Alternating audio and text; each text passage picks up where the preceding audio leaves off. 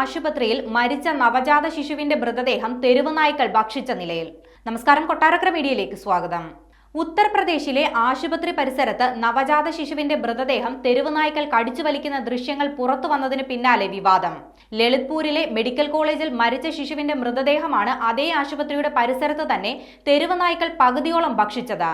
കണ്ടുനിന്ന ആളുകൾ നായ്ക്കളെ ഓടിച്ചപ്പോഴേക്കും ശരീരത്തിൽ നിന്നും തലഭാഗം മുഴുവനായി വേർപെട്ടിരുന്നു. കുട്ടിയുടെ കുടുംബമാണ് ഈ സംഭവത്തിന് കാരണമെന്നാണ് ആശുപത്രി അധികൃതർ പറയുന്നത്. ലളിത്പൂർ മെഡിക്കൽ കോളേജിലെ ജില്ലാ വുമൺസ് ഹോസ്പിറ്റലിൽ ഇക്കഴിഞ്ഞ ഞായറാഴ്ചയാണ് ഈ കുട്ടി ജനിച്ചത്. ജന്മന ഗുരുതര ആരോഗ്യ പ്രശ്നങ്ങൾ ഉണ്ടായിരുന്ന കുഞ്ഞിനെ സ്പെഷ്യൽ ന്യൂബോൺ കെയർ ക്ലിനിക്കിൽ പ്രവേശിപ്പിച്ചു. കുഞ്ഞിന് ഭാരം കുറവായിരുന്നു, തലയും പൂർണ്ണമായി വളർന്നിരുന്നില്ല. കുഞ്ഞിന് 1.3 കിലോഗ്രാം ഭാരമായിരുന്നു ഉണ്ടായിരുന്നതെന്ന് ചീഫ് മെഡിക്കൽ ഓഫീസർ മാധ്യമങ്ങളോട് പറഞ്ഞു.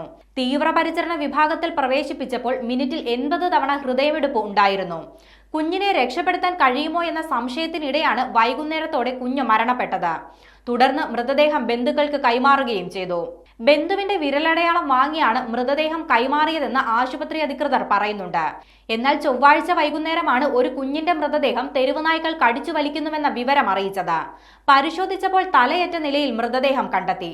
കുഞ്ഞിന്റെ മാതാപിതാക്കൾ മൃതദേഹം പ്ലാസ്റ്റിക് കവറിലാക്കി ഉപേക്ഷിച്ചുവെന്നാണ് അധികൃതർ ആരോപിക്കുന്നത്.